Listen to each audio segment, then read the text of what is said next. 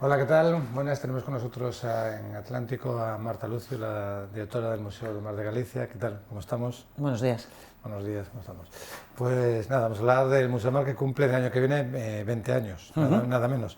Quería saber si después de tanto tiempo, después de 20 años, si el Museo del Mar ya se conoce, ya es un lugar que está integrado, ya no digo en Vigo, sino en Galicia, o le falta mucho para ello. A ver, creo que soy la menos indicada para decir si está implicada o no está implicada un poco en la sociedad, porque soy parte implicada, porque soy, como tú bien dices, la directora del Museo del Mar. Pero yo creo que los números en ese sentido también de visitantes lo avalan, ¿no? Es decir, cada vez tenemos más visitantes. Se producen situaciones curiosas como este periodo de pandemia, donde hemos tenido una cantidad de visitantes en fechas veraniegas, creo que inusual. Posiblemente también motivada porque el turista hace un turismo de proximidad, pero creo que también es importante lo que estabas diciendo tú, que es que los gallegos y las gallegas conozcan el museo, que el museo está en Vigo, pero que es el Museo del Mar de Galicia. De todas maneras, no es raro que por lo menos visto en perspectiva, que el mayor éxito que tuvo fue con la exposición de inauguración de la Batalla Grande, que reunió miles de personas, y luego quizás con Martín Codas, que es algo que tiene que ver un poco de lado con el mar. Sí, te refieres en este caso de lo del pergamino bien, Sí, ¿verdad? sí. A ver, también depende, yo creo que del tipo de público que tengas. Muchas veces, y se está comprobando además también en grandes capitales como puede ser Madrid, Barcelona, las exposiciones que no al uso, sino más divulgativas, son las que tienen mayor número de visitantes. Como tú bien decías previamente, sí es cierto que el Museo del Mar de Galicia empezó con una exposición potente, no lo siguiente, creo. Entonces creo que también se generó una expectativa pues que a lo mejor no era la correcta en ese momento. Es decir, es mejor ir de menos a más siempre que empezar con un hito tan importante, con piezas tan significativas de diferentes museos y diferentes países. Pero bueno, yo creo que también el museo tiene que estar abierto a cualquier tipo de actividad, no solo museística, sino ser un centro referencial también de lo que es la cultura en Vigo. ¿Ya superó el COVID el museo? Yo creo que sí superó el COVID el museo y, como te decía previamente, durante el periodo de pandemia hemos tenido mucha gente en el museo, no solo con visitas, sino con todas esas actividades que llevamos a cabo por parte del museo, actividades didácticas que no solo los colegios han vuelto a la visita presencial, que nosotros a lo largo del año pasado y del anterior seguimos haciendo visitas, pero en este caso virtuales, a través de streaming con los colegios, siguieron funcionando. Pero así como hemos abierto el periodo de inscripción presencial, pues prácticamente tenemos todas los horarios ocupados. Y también sí que es cierto que todas esas actividades culturales que complementan no solo la actividad museística, como sabes, pues de conciertos, de teatro, de actividades para niños, está todo absolutamente lleno. Todo. Desde tu punto de vista como directora, ¿qué sería la mejor pieza? ¿Qué sería lo más llamativo, lo que aconsejarías por encima de todo el Museo del Mar? A ver, evidentemente, ¿Qué es lo mejor del Museo del Mar? yo creo que lo mejor del Museo del Mar es todo, o sea, en el sentido, desde el punto de vista arquitectónico, creo que ya es algo que hay que visitar, es una obra referencial. Desde el punto de vista arquitectónico, el entorno en el que está, evidentemente, también le ayuda, y después los contenidos, pues los hemos ido o intentado ir ampliando a lo largo de los años, pero sí que es cierto pues, que hay una serie de piezas que a mí personalmente me parecen muy importantes, como por ejemplo Sanjurjo, como puede ser el propio Mundero, que bueno, tanta intrahistoria tuvo en su momento. Y después, en general, yo creo que el conjunto, más que destacar piezas, ¿no? El Castro incluso. El Castro es una pieza muy, muy importante para la institución, porque además creo que está muy bien integrado en lo que fue el proyecto arquitectónico. Y bueno, esperemos además también que al estar trabajando en una nueva exposición permanente no solo se pueda ver lo que se está viendo, que es en el exterior, sino también la parte interior. Quería montarlo a eso. ¿Qué proyecta para darle un impulso, mayor impulso al Museo del Mar? A ver, nosotros siempre estamos ¿O qué le gustaría tener? No sé. estamos en continuo movimiento y generalmente pues, intentas ir ampliando determinados espacios, perdón, en la medida de nuestras posibilidades, ¿no? Entonces, pues bueno, estamos trabajando ahora en un nuevo espacio de exposición permanente que haga referencia a las peregrinaciones por mar a Santiago de Compostela. Parece muy interesante. ¿Y eso para cuándo será? Pues ahora mismo están llegando las últimas piezas que forman parte de esa exposición, estamos terminando de producir lo que es todo el texto y la gráfica, y espero que antes de final de año la podamos inaugurar. Llama la atención que, a mí me llama la atención por lo menos, que el acuario siendo tan pequeño tengo tanto tirón. Es una pena que no se hubiera hecho un acuario mayor, ¿no?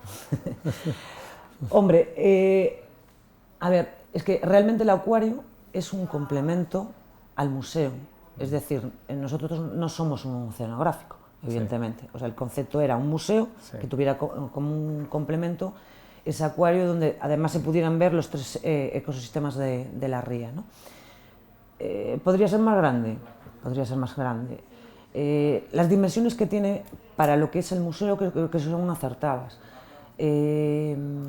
Además, parece que no, y tú dices es pequeño, pero es un acuario en el cual hay un veterinario, 2 acuaristas y un responsable, o sea, hay una empresa que está gestionando estas instalaciones. Y sí que es cierto que funciona muy bien, evidentemente, pues porque tiene una serie de especies en las cuales, sobre todo para público infantil y sobre todo para las familias, es muy acaecido. Una pena que no sea mayor. Yo, ya te digo, creo que tiene las dimensiones acordes al museo, si no ya tendría que ser otra cosa. Está claro. ¿Y qué tal Salinae funciona? ¿Está funcionando? ¿No funciona? Sí funciona, lo que pasa es que es un espacio que puede pasar en Vigo y puede pasar en otros lugares y en otras ciudades, que es que muchas veces pues, la propia gente del entorno no lo conoce, ¿no? Yo creo que es una, además de esas joyitas que tiene Vigo, sí, sin duda. Estoy convencida, y nosotros intentamos, en la medida de nuestras posibilidades, pues cada vez más complementarlo con actividades que tengan que ver con la salazón, que tengan que ver con la actividad de la alimentación en Roma, y es más, este año estamos ofertando pues ese tipo de actividades, sobre todo a los coles. Eso está ofertado y durante la semana hay actividad con coles prácticamente cerrada toda la semana, y después nuestra idea es que durante el fin de semana pues se puede acercar sobre todo a la gente de Vigo, que lo tiene ahí a mano, y que lo puedan disfrutar y que lo puedan mirar. ¿Qué cifra de visitantes sería adecuada por un museo como el Museo del Mar de Galicia? Pues es que yo de cifras al año, es que depende, o sea, yo contabilizar la actividad y la importancia de un museo en función de la gente que entre. Bueno, eso es importante, ¿no? Es importante, pero al final... Indica que tiene interés. Sí, por supuesto, pero me refiero que tú no puedes hacer una programación única y exclusivamente en función de la gente que entre, ni del tipo de gente que entre. Es decir, el Museo del Mar de Galicia tiene que tener una línea de actuación, puede gustar más o menos, evidentemente, pero creo que tiene que ser lo suficientemente atractiva para que entre cuanta más gente posible, mejor al museo, pero no que esté condicionada por la cantidad de gente que entra al museo. La próxima exposición va a ser la de Antonio Palacios, que hay una gran expectación sobre ello. A ver si nos puede contar un poco al respecto. Pues nada, es una exposición que la verdad que ha sufrido diferentes vicisitudes. Es más, hemos presentado, evidentemente por todo el tema de la cuestión de la pandemia, previamente el libro a la exposición, es decir, el libro no era un catálogo de la exposición, era una revisión de especialistas de la vida y de la obra de Palacios. La verdad es que ha tenido muy buena acogida esa publicación, es más, nos la están solicitando también muchas universidades españolas porque la quieren, e incluso se está vendiendo muy bien. Pero vamos, ya te digo, ha sido completamente atípico presentar un libro antes de la exposición. La exposición yo creo que va a marcar un hito, un antes y después en lo que es el concepto de Palacios, sobre todo pues porque, como bien sabéis en este caso, se ha decidido volver a a hacer la maqueta del Plan Palacios, pero no solo esa pieza va a ser significativa, sino que creo que hay una serie de elementos que van a complementarla, y además yo creo que el comisario ha sido muy riguroso, no solo en el estudio y en la elaboración de textos, sino también de poner en valor la figura de Palacios, que siempre se conoce a nivel nacional, sí, pero le ha dado una visión más galleguista, es decir, que se vea también esa preocupación que tenía Palacios, no solo por hacer obras en Galicia, sino también llevar mucha de esa tradición gallega o plasmarla en esas obras que ha tenido fuera de Galicia. Es cierto, bueno, los madrileños consideran que es el arquitecto del Gaudí de Madrid, porque nosotros también tenemos nuestra idea sobre Palacio, sobre su obra, lo que hizo y lo que no pudo hacer, como la famosa maqueta del Vigo imposible, el Vigo de Metrópolis. La verdad que es, cuando ves la maqueta, te das cuenta de que tenía casi una visión futurista, completamente con respecto incluso a los arquitectos de su época, y si se hubiese llevado a cabo ese concepto, ese proyecto que él tenía o había llevado a cabo, seguramente Vigo en ese momento sería la urbe más cosmopolita y más moderna, incluso que existiera en Europa. Pero bueno, yo creo que, ya te digo, hay que reivindicar la figura de Palacios. Y como bien decías tú, es que casi el kilómetro cero, la milla de oro de Madrid, cuenta con 3 edificios de Palacio. Sí, sí. Bueno, usted ha sido directora en 2 etapas del museo. ¿Son muy distintas las dos o hay una continuidad entre ambas? Yo creo que hay las dos cosas. Por un lado hay continuidad, porque evidentemente tuvo una etapa previa y esta segunda. Las ganas son las mismas, las ganas de trabajar siguen siendo igual o mayores. La única diferencia, pues posiblemente está en que en la anterior etapa pues íbamos un poco más apretados, porque era un periodo de crisis, había que apretarse el cinturón. Bueno, las partidas para poder hacer exposiciones temporales o cosas que tuvieran que ver con ampliar la exposición permanente, pues era más complejo, y hoy en día, pues bueno, podemos decir que vamos un poco más holgados y podemos hacer más cosas. Bueno, está bien. Y en esa época del medio fue donde estuvo en el Senado. Cuéntenos un poco su experiencia como política.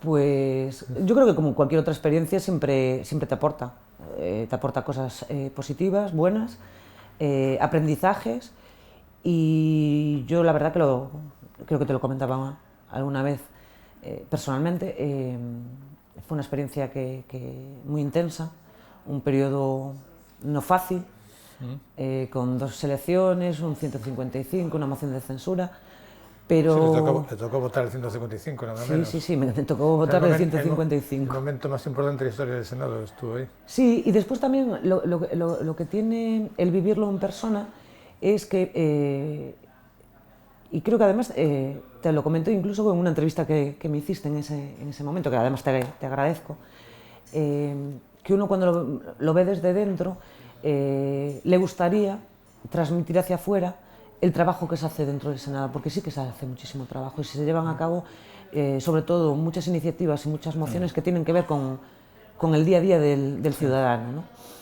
Pero te repito, es una experiencia para mí importante. Creo que me ayudó a crecer como persona y a implicarme más en determinadas cuestiones, y me gustó. Y sobre todo eso, que tocó votar ese momento, que fue un momento histórico, ¿no? Sí, fue un momento histórico, pero fue un momento que, como también te dije en su momento, a mí me hubiese gustado no tener que votarlo. Entiendo. Pues una última cosa, con una perspectiva tan larga que tiene de tantos años ahí al frente del museo, ¿qué porvenir le espera al museo? ¿Cuáles son las expectativas que puede tener? Hombre, yo creo que el museo siempre tiene que tener expectativas positivas en ese sentido, porque lo que tiene que hacer es crecer, y crecer no solo en contenidos, sino también en que la sociedad se siente implicada con el museo, porque, repito, estamos en Vigo, pero somos el Museo del Mar de Galicia, y hay una cosa que también a mí me parece importante a lo largo de estos años que hemos ido trabajando, no solo durante el periodo que he estado yo, sino también incluso el tiempo que ha estado también Vicente, que sigue evidentemente conmigo y somos como un equipo, que la gente no solo quiera entrar, sino que incluso la gente lo tome como referencia para depositar materiales que consideran que deben de estar en el museo, que creo que eso es muy importante, que la sociedad en sí misma sepa que cuando hay algún elemento que entiende que debe de ser objeto de estar en un centro, en este caso un museo, nos tengan como referencia. A mí me parece muy, muy importante también, ¿no? Porque eso es una manera también de que el museo sirva pues, para ayudar a la gente a saber que es un punto de referencia con el tema que tiene que ver con el mar. Muy bien, pues muchas gracias. Nada, gracias a vosotros y animamos a la gente a que siga entrando en el museo. Claro, venga, gracias. Gracias.